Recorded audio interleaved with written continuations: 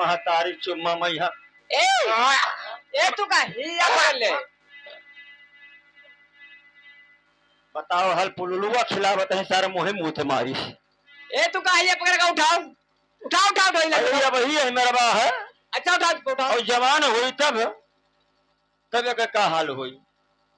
कहूँ मुहम्मा मुँह खन कहूँ कनवा पुकुआई।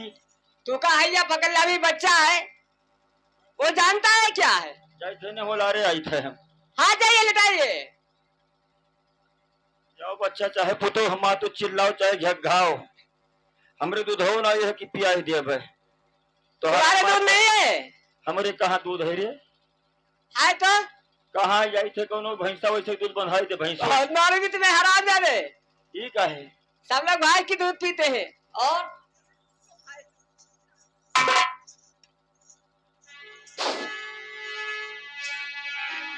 हरी ननदी जागी गई ले भागी तू मारी की होरी लाजा लमली ना बाबू आजा।